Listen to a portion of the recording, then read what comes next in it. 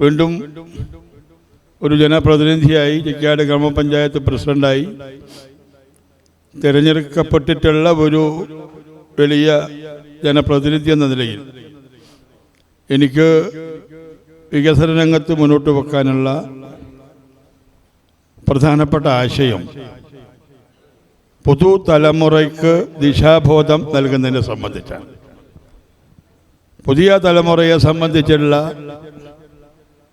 ആശങ്കകളും ഉത്കണ്ഠകളുമാണ് ഇന്നുള്ളത്. അവരുടെ സന്നദ്ധതയെ, അവരുടെ ക്രിയേറ്റിവിറ്റിയെ ഉപയോഗപ്പെടുത്തുന്നതിന് വേണ്ടിയില്ല, പരിപോഷിപ്പിക്കുന്നതിന് വേണ്ടിയില്ല പൊതു ഇടങ്ങൾ, ഗ്രൗണ്ടുകൾ, കലാ സാംസ്കാരിക ക്ലബ്ബുകൾ, പ്രസ്ഥാനങ്ങൾക്ക് പ്രാമുഖ്യം കൊടുത്തുകൊണ്ടുള്ള ഒരു വികസന തന്ത്രമാണ് ചിക്കാട് ഗ്രാമപഞ്ചായത്ത് ആവിഷ്കരിക്കാൻ വേണ്ടി പോകുന്നത്. മറ്റൊരു പ്രധാനപ്പെട്ട ഒരു സംഗതി അധികാര വികേന്ദ്രീകരണമാണ്.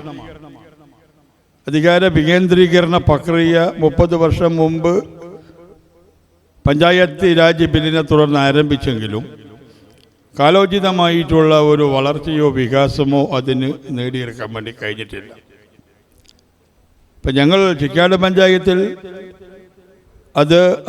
അതിൻ്റെ നിയമപരിധിക്കുള്ളിൽ നിന്നുകൊണ്ട് പഞ്ചായത്തിൽ കേന്ദ്രീകരിച്ചിട്ടുള്ള അധികാരത്തെ വാർഡുകളിലേക്ക് താഴ്ത്തി കൊണ്ടുവന്ന് ഒരു വികേന്ദ്രീകരണം നടത്താനുള്ള ശ്രമം ഞങ്ങൾ ആരംഭിച്ചിട്ടുണ്ട്.